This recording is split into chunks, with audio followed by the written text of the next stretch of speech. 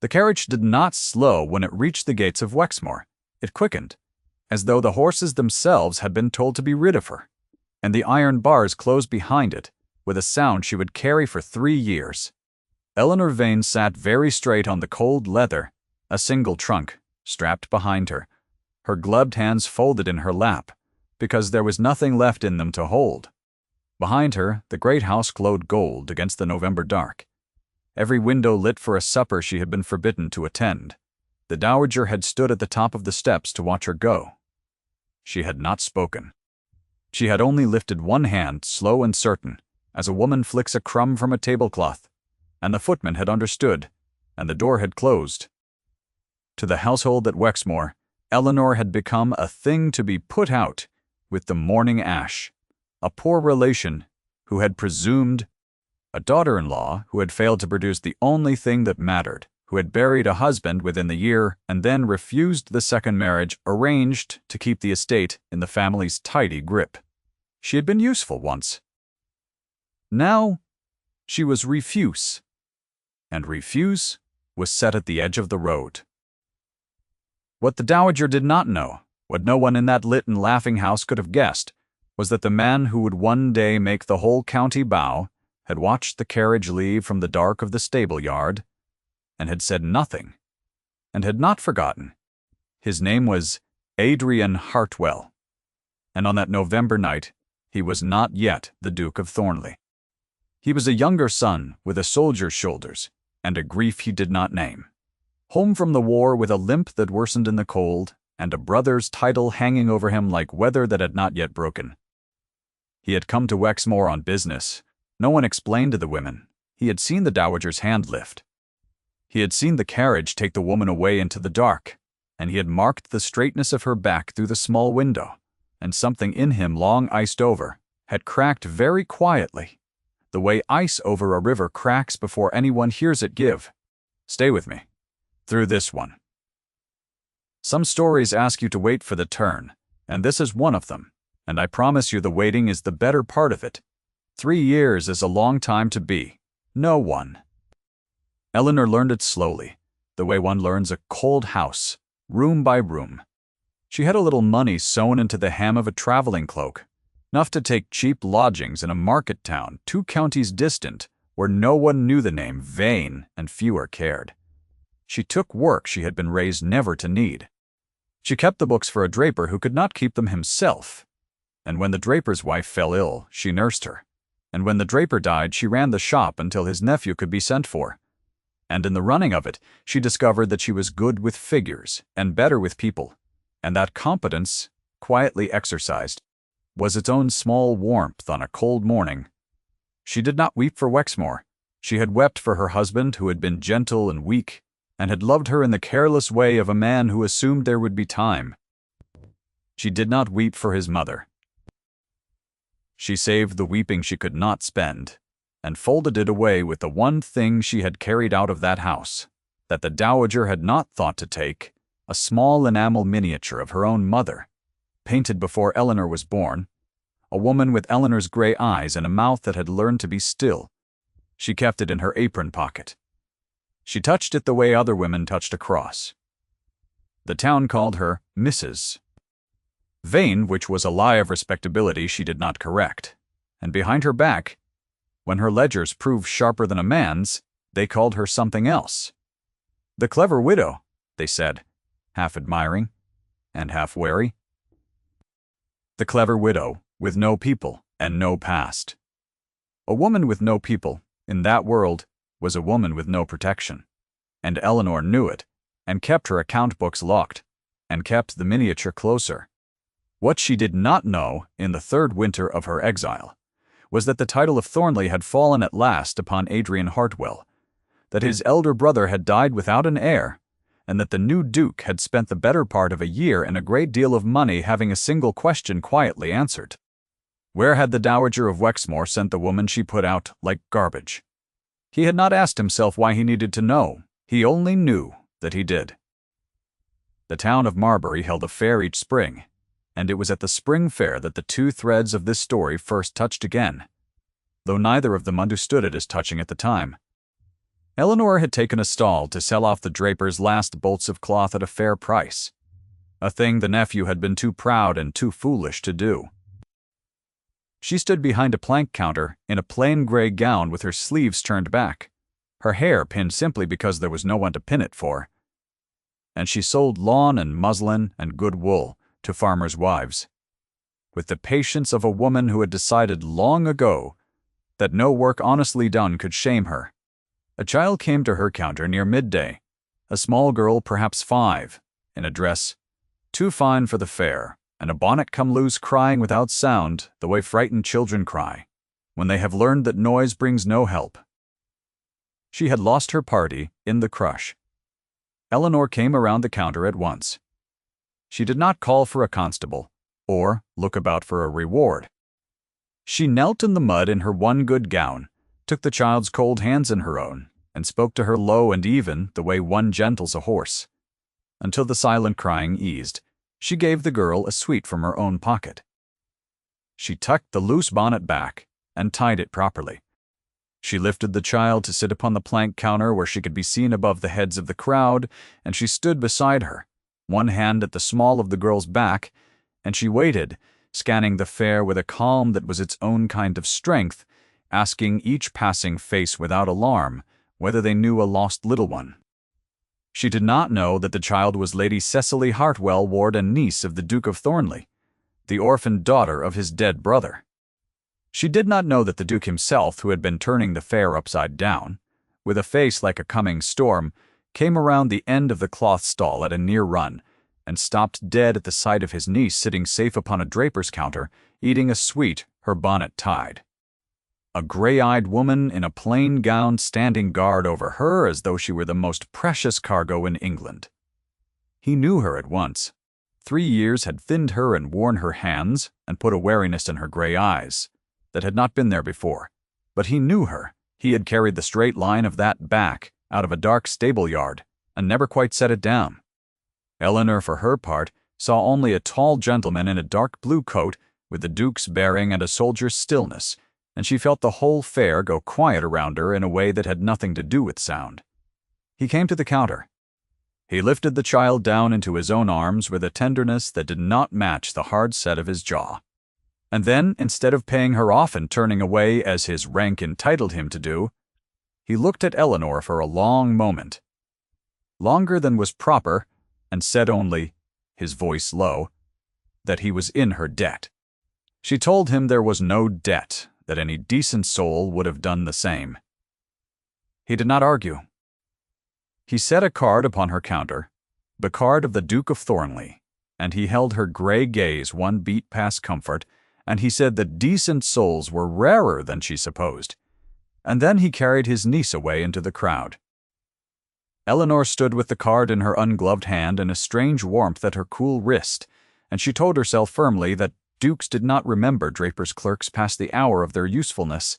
Her body did not believe her. All afternoon she was aware of exactly where in the fair he stood, the way one is aware of a fire in a cold room without looking at it. The card sat on her mantel for a fortnight before the letter came. It was not from the Duke. It was from his steward, a careful man named Pickering, and it offered her, in the dry language of business, a position. The Duke's ward wanted a governess, the letter said. The Duke had been given to understand that Mrs. Vane was a woman of education, fallen on reduced circumstances, capable, discreet, and kind. The wage offered was generous past the point of charity and short of the point of insult, which told Eleanor that whoever had said it had thought carefully about her pride. She knew she ought to refuse. A great house was a great house, and great houses had dowagers, and dowagers had long memories and longer reach, and the name Thornley moved in the same narrow world as the name Wexmore. To enter that world again was to risk being recognized, named, put out a second time, and the second time she did not think she would survive with her dignity whole. She sat with the letter a long while. She took the miniature from her pocket and looked into her mother's still gray eyes. Her mother had been a governess once, before she married, in a house that did not deserve her. Her mother had told her that a woman's worth was not a thing the world granted and could therefore take away. It was a thing she carried, like a coin sewn into a hem. Eleanor accepted the position. She told herself it was the wage. She did not let herself examine the warmth at her wrist.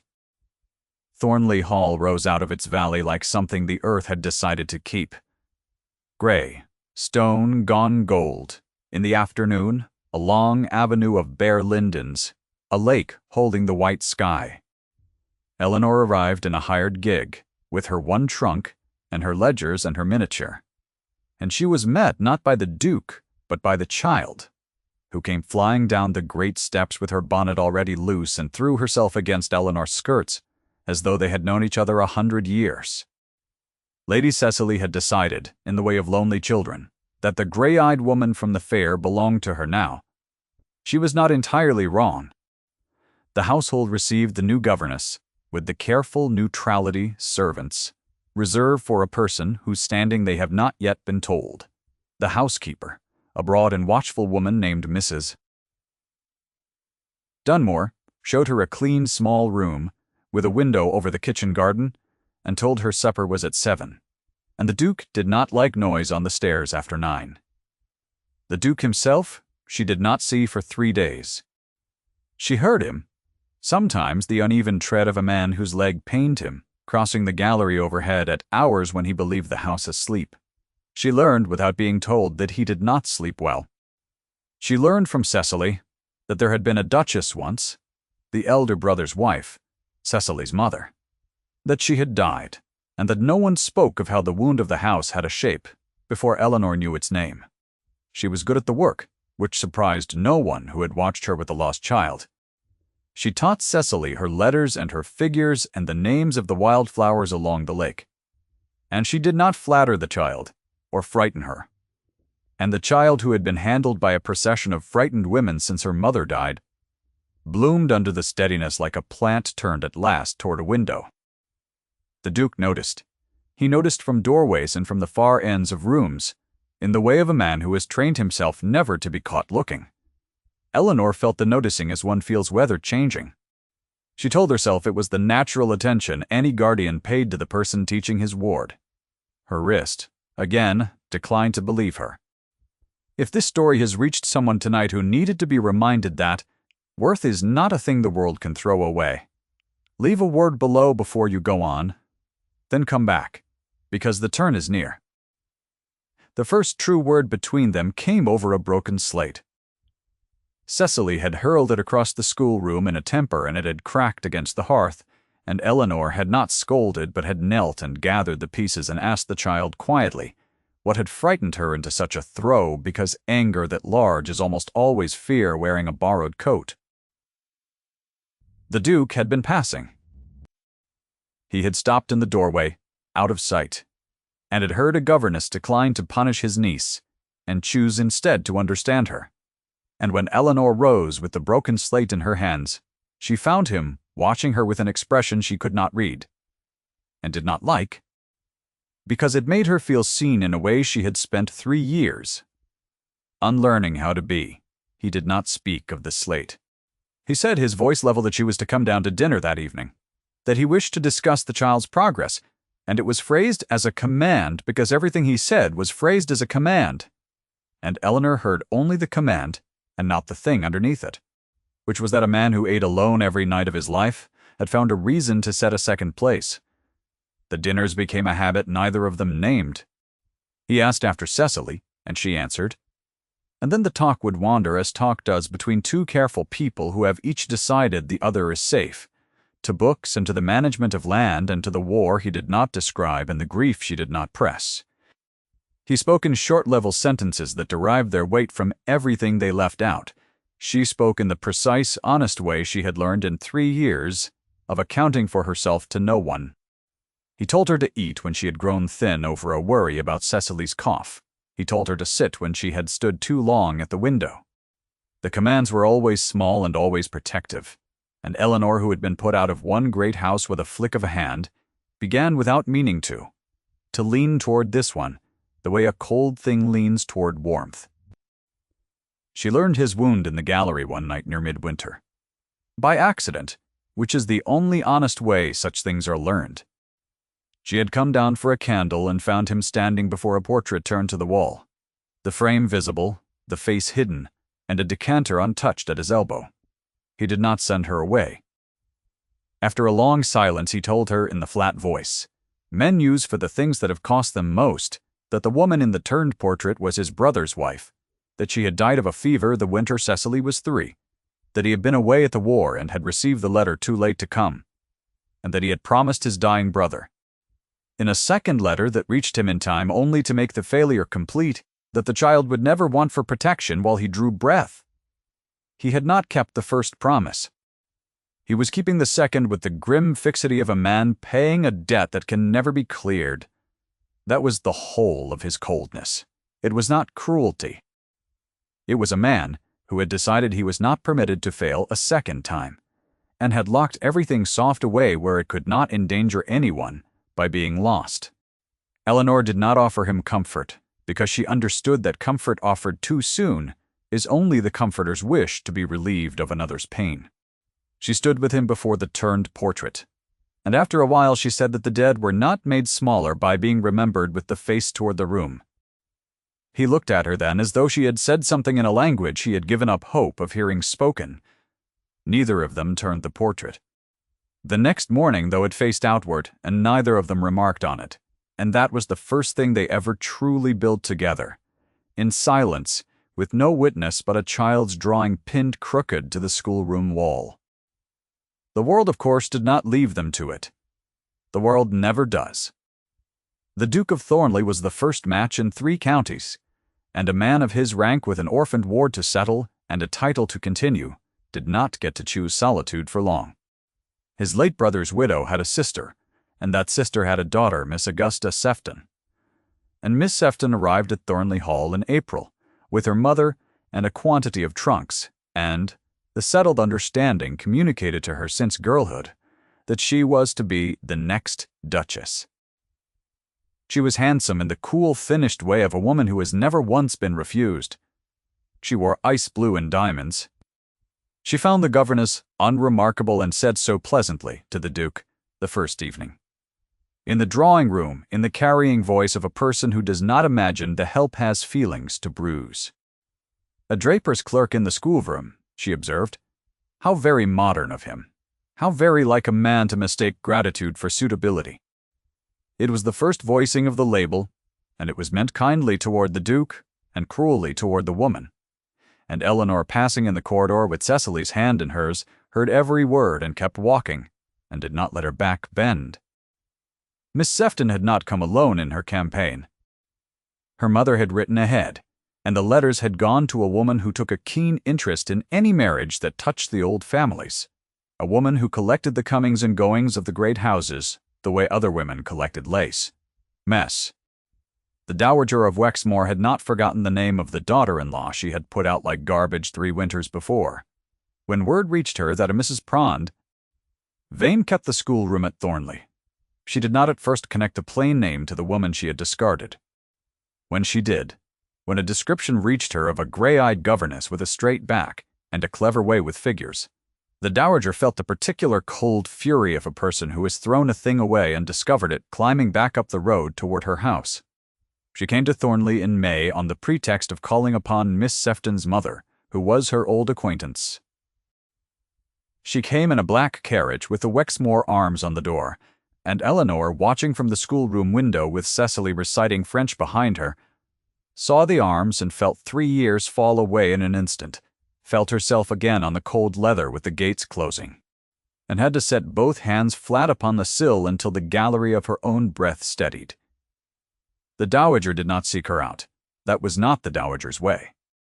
The Dowager went into the drawing-room and took tea, and waited, with the patience of a spider, for the household to deliver the governess to her of its own accord, which a household always will, because a household cannot resist arranging its own people before a guest of rank. The blow fell at the dinner given in Miss Sefton's honor. It was a large dinner, 30 at the table, the county's best families. Candlelight on silver and the long room dressed for an evening meant to all but announce the Duke's coming engagement. Eleanor had not been asked to dine. She had brought Cecily down to make her curtsy to the company before bed, as was the custom, And it was in that moment, with the child's hand in hers, and the whole bright room turned toward them, that the Dowager of Wexmore rose from her place. She had her audience, and she did not waste it. She named Eleanor, across the silver and the candlelight, in a voice pitched for the farthest corner. She named her not Mrs. Vane, but Eleanor Vane, the widow of her own dead son, the ungrateful creature who had refused a respectable second marriage and been justly turned from a decent house, a fortune hunter who had clearly wormed her way into a duke's nursery for want of a better mark. The room rocked with it. Miss Sefton's face arranged itself into delicate horror. The label fell a second time, and this time it fell in public, before 30 witnesses, in the carrying voice of a woman who had practiced cruelty until it sounded like concern. Eleanor stood at the foot of the great table with her exposed past hanging in the candle smoke, and the eyes of the county upon her, and she did the only thing left to a woman stripped bare in a lit room. She did not deny it.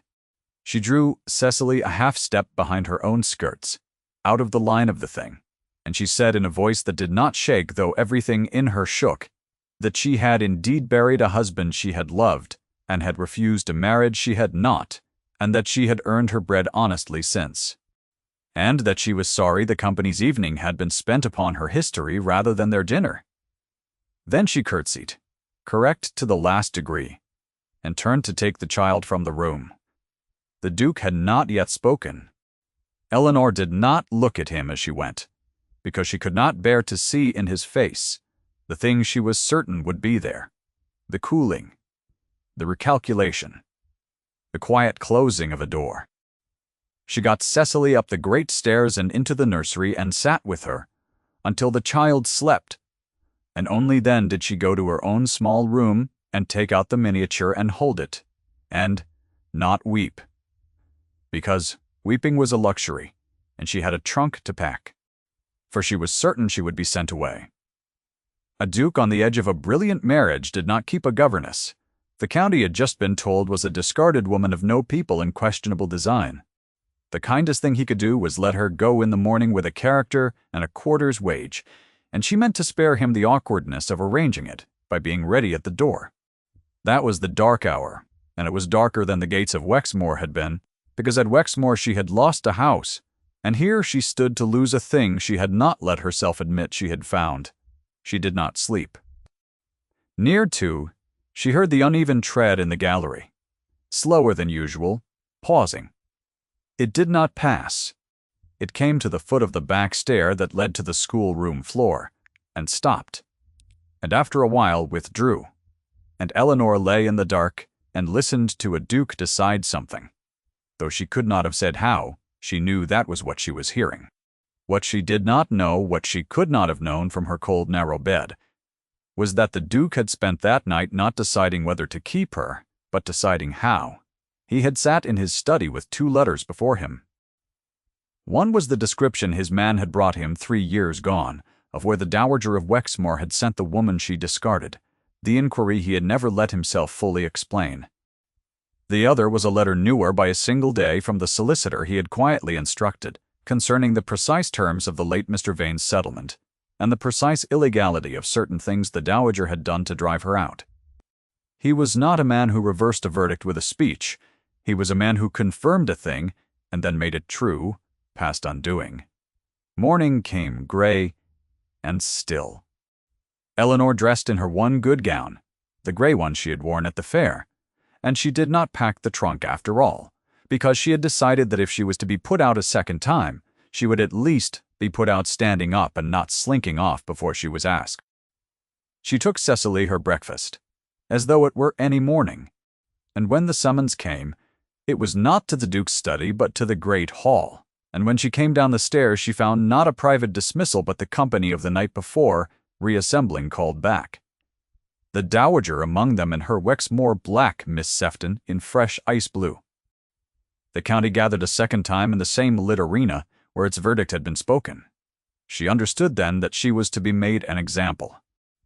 She understood it, and came down the stairs anyway, her back straight, the miniature in her pocket, Cecily's hand slipping into hers on the 3rd step, because the child had refused to be kept above. The dowager began before the duke could. She had scented blood and meant to finish the kill, and she said to the gathered room in a third voicing of the old label delivered, now as a report to the company rather than a charge to Eleanor's face, that she trusted his grace had been made aware of the kind of woman he had been harboring near his innocent ward. That some women were simply refuse, and would always be refuse however they dressed it up, and that a great house had a duty to put such creatures back out where they belonged. The room waited. Eleanor waited. And the Duke of Thornley, who had let her speak her whole exposure unanswered the night before, crossed the great hall in the silence, his uneven stride loud on the stone, and did not stop until he stood beside the governess and the child, between them and the dowager, in full view of the assembled county. He did not raise his voice. He had never once raised his voice in all the months she had known him. He looked at the Dowager of Wexmore, and then he looked at the gathered room, and he set one hand lightly at Eleanor's back, the way a man steadies something he has decided to keep, and he said it. "This woman will be my wife. Choose your next words with care." It was 9 words and then 3, and it was not poetry. And it landed in the lit hall like a stone into still water, and the rings of it went out across the county and did not stop at the walls. For a moment, no one breathed. Then Miss Sefton sat down rather suddenly in a chair that a footman had the presence of mind to slide beneath her.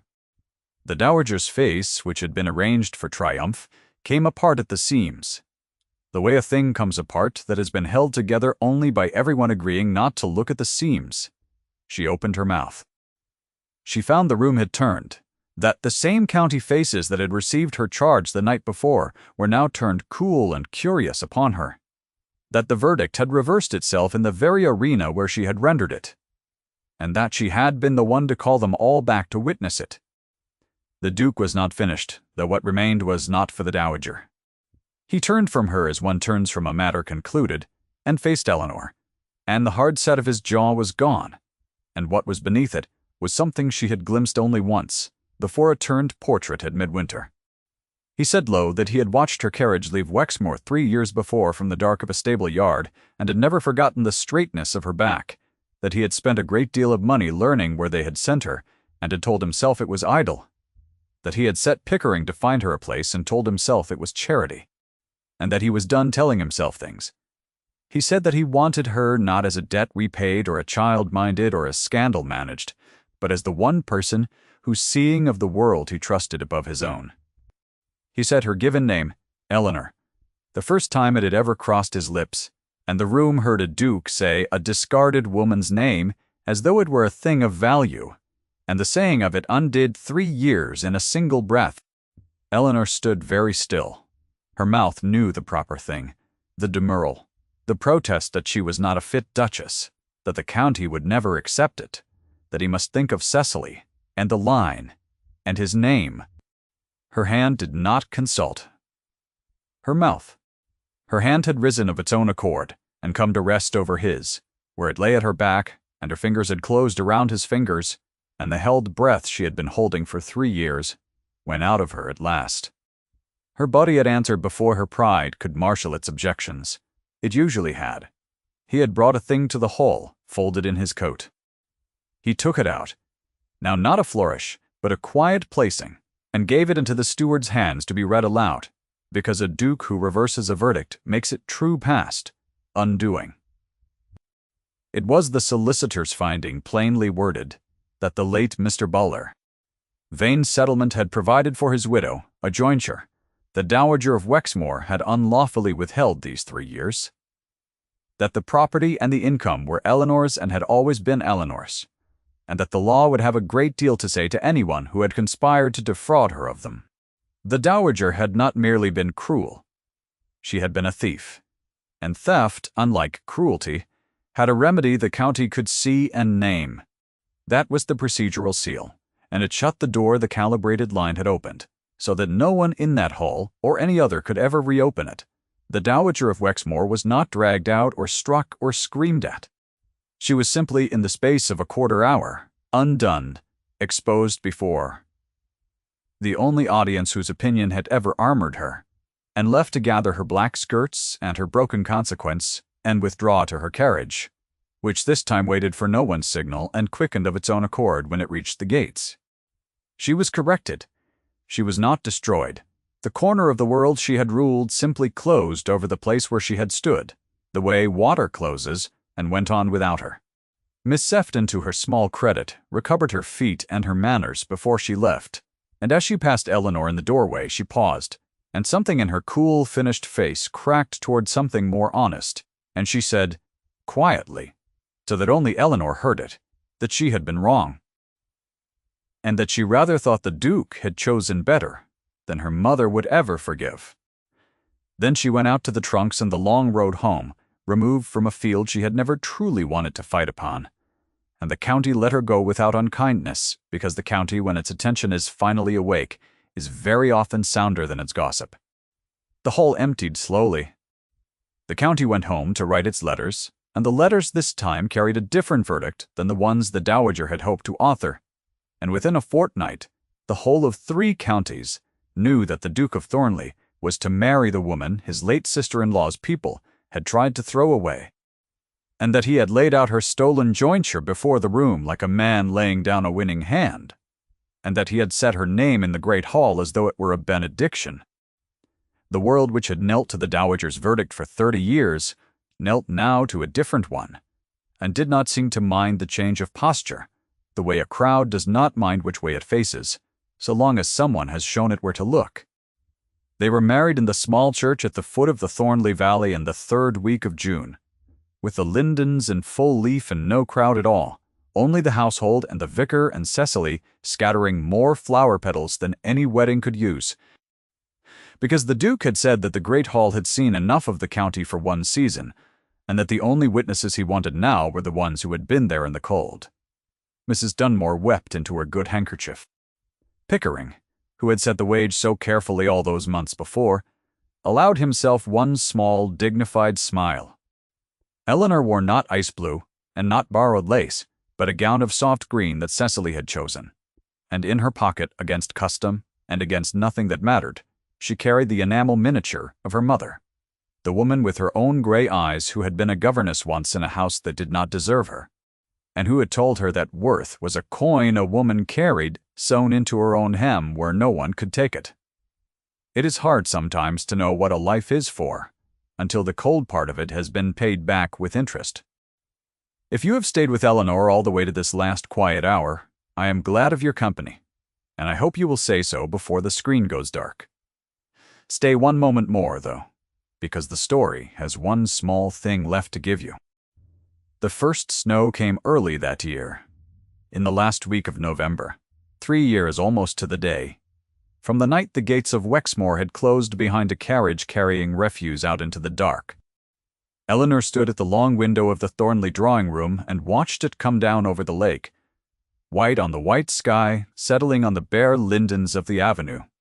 There was a fire in the hearth and the smell of the season in the house, and somewhere above her the uneven tread crossed the gallery, slower in the cold but no longer alone in the night, because the man who made it slept better now and walked the house at odd hours only to look in on the 2 people the cold had given him. Cecily came and leaned against her skirts at the window, watching the snow, and asked whether it was true, as Mrs. Blank Dunmore had said, that her new aunt had once sold cloth at a fair and minded a draper's books and walked everywhere on her own 2 feet. Eleanor said that it was true, all of it. The child considered this with the grave attention children give to the impossible made real, and then said that she was glad, because it meant her aunt knew how to do things, and aunts who knew how to do things were better than the other kind. Eleanor laughed, the small surprised laugh of a woman who is not expected to be happy, and finds herself so anyway. And she lifted the child to sit upon the broad window seat where she could see the snow above the heads of nothing at all, and she stood beside her with one hand at the small of the small back, exactly as she had stood at a plank counter at a spring fair, a lifetime ago. And she understood that the whole long road had been bending toward this window all along. She took the miniature from her pocket, not to grieve over it now, but to set it where it belonged, on the mantel above the fire, her mother's still gray eyes looking out at last over a warm room in a house that did want her. The Duke came in from the gallery with the cold still on his coat, and stood in the doorway a moment, looking at the two of them at the window, and the small painted face newly set above the hearth. And he did not say anything, because the best things between careful people are still most often said in silence. He only crossed the room, slower than he once had and surer than he had ever been, and stood at the window on the other side of the child. And the three of them watched the snow come down and cover the avenue, where, in another life, a carriage had once carried a woman away into the dark. Outside, the gates of Thornley stood open as they always did now, and the snow filled the road, and no one was being put out into it, and no one ever would be again,